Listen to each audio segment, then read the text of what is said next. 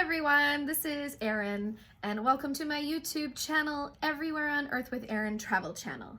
So today I'm going to be talking about Amman, Jordan. I spent a few days in Amman.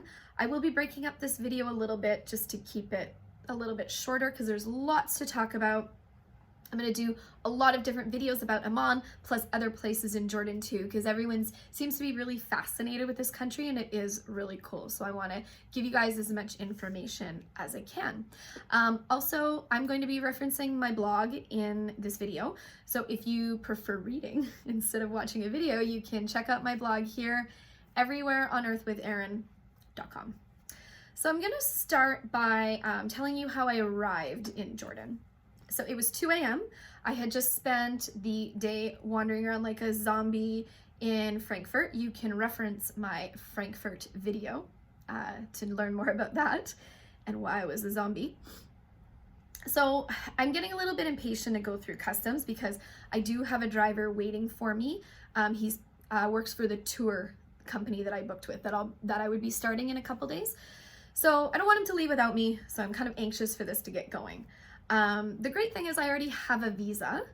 It comes with the Jordan Pass. The Jordan Pass is something that you buy that has your visa in it, and it gives you entry to all the sites in Jordan. So that's super handy.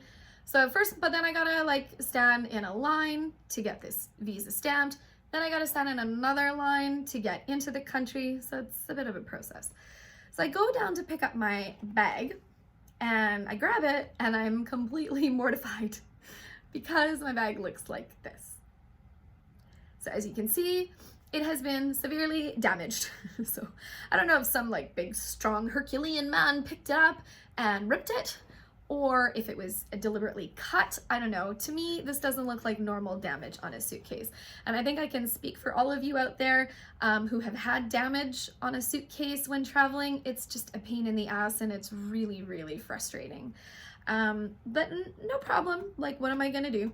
So my driver's there, Mohammed, he's still waiting for me and he has to deal with me in tears. Like I am just upset and he's like, it's okay. And you know, I'm like, well, I'm fine. I'm fine. I'm just really, you know, frustrated and tired. So all good. So he drives me to Guest House Amman, which is where I'll be staying for a few days. Now this hotel is included in my tour package. It's a little bit far away from a lot of the sites you'll want to see in Amman, so I wouldn't really recommend staying here otherwise. I'd stay a little bit closer into the city. So anyways, Mohammed and the guy at the front desk they're trying to figure out, like, am I gonna fix my suitcase, get a new one? So we figure the easiest thing to do is to go to Carrefour, which is like a European Walmart, I guess, and get a new one. So I find a new one, I contact Lufthansa, they end up giving me $100 Canadian back for the inconvenience, which is all right. I'm happy with that. So anyways, the suite that I have at Guest House Amman, it's really nice. It has 2 rooms. It has a little living room and then it has a bedroom and obviously a bathroom. So it's quite comfortable, it's nice, I'm happy. So I get a little bit of sleep that first night. Then I get up to have breakfast and it is gross. And I have to have this for the next, 3-4 days. And it's just like, it's a mix of Western breakfast and Arabic breakfast, and like the stuff that's supposed to be hot is cold, and then there's like cheeses and olives and God, I don't know. It's just not very good. So I'm not looking forward to that for the next few days. So just a little bit about Amman. It is the capital city of Jordan, predominantly Muslim and a very conservative country. So leave your short shorts at home. This is not the place for them. There is a nice contrast of tradition and culture mixed in with modern luxury. It is actually one of the most modern cities in the Arab world. And get this. So it's one of the oldest continuously inhabited cities in the entire world. So much history here. It was home to the kingdom of the Ammonites, dating back to 7250 BC. The city spans over 27 hills, or like small mountains, which I wasn't expecting it to be so elevated. So when you're here, there's a lot of things you're gonna see, like cool Roman ruins, mosques, and museums. So let's get started on my exploration. I decided to take Uber around the city because it seems to be the easiest thing to do for traveling the distances that I need to go. And it's relatively inexpensive, really easy. I had access to Wi-Fi for the day, so which is a must, obviously, if you're hailing an Uber.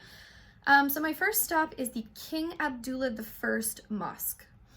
Uber guy drops me off in front here that doesn't really look like an entrance, and it's all gated. So I wander around to the other side and I see the entrance, and the guy is like doing this to me and shaking at me, and I realize, oh, okay, that's for men only, or for like locals.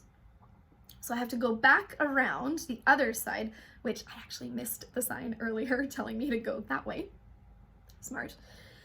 So I go walk down some steps, and there's these shops underneath the mosque, and they have this little room where I can pick out my abaya. So an abaya is something that you need to wear when you go into a mosque. As a woman, you need to cover up any exposed skin and hair. So I get to pick which one. I picked this super cool brown shiny number with a hood. Kind of feel like I'm looking a little like Obi-Wan Kenobi here. So that's cool. I walk up the steps to get to the mosque. This mosque is also known as the Blue Mosque because it has a, as you can see, a pretty blue mosaic dome to it. So before I go inside, I need to take off my shoes because you're not allowed to wear shoes inside. And holy Dinah, the carpet in the mosque is phenomenal. Like, it's just amazingly soft. I can't even tell you. It feels so good on my feet. Like, it's the kind of carpet you want to just roll over and just roll around on the floor and stay there all day. Like, it's seriously amazing. Then you can go into the middle of the mosque where the beautiful chandelier is, as you see here. And if you stand in the middle and you look up into the dome, it's like a pretty kind of sun design. So that's like a really fun thing to do.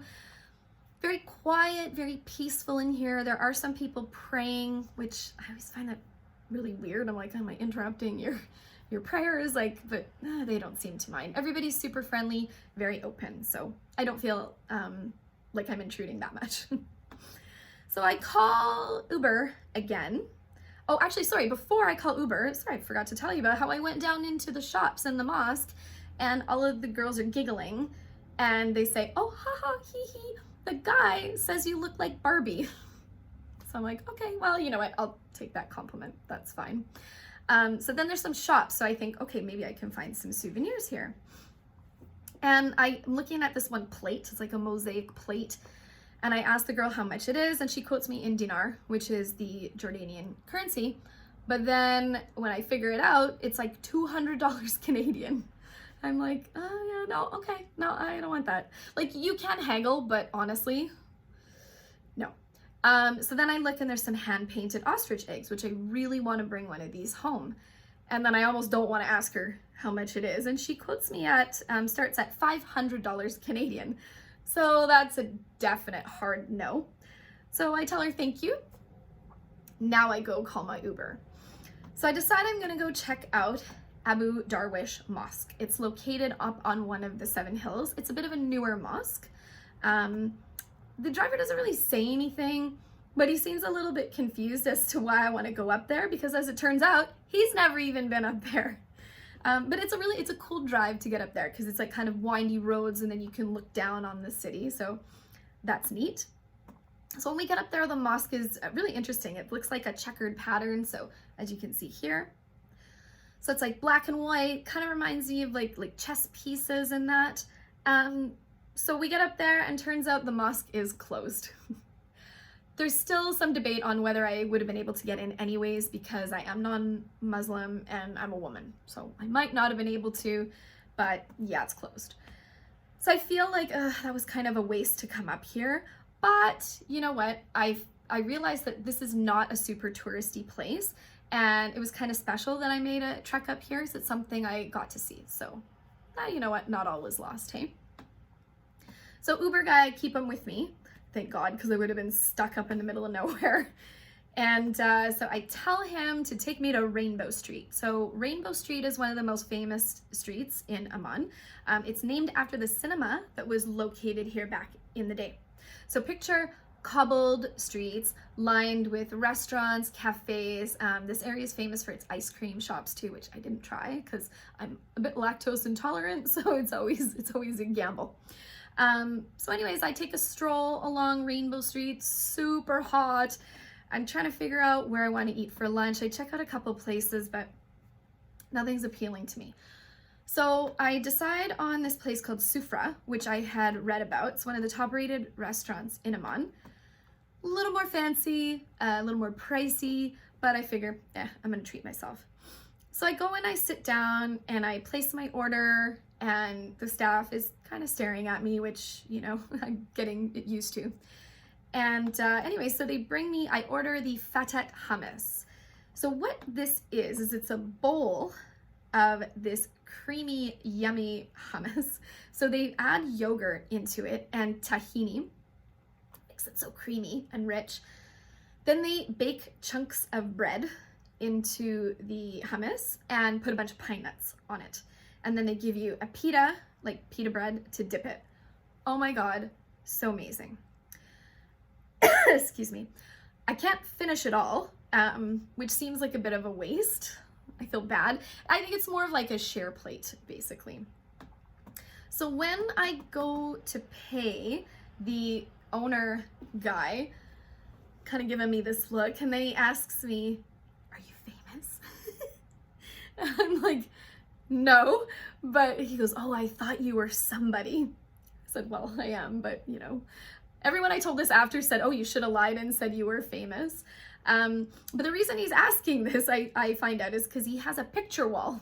So picture wall that with him and all of the famous people that have visited his restaurant. And it's such a weird mix. Like he shows me Ben Stiller and Mr. Bean and Christiane Amanpour, if you know who she is.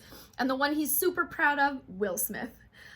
Will Smith was in Jordan when they filmed the live action version of Aladdin. So he was there. He was super happy about that. So then I continue on to downtown Amman. I'm going to stop this video here because we're hitting the 12-minute mark. In the meantime, check out my video Amman Part 2. And also, please subscribe to my channel. See you soon.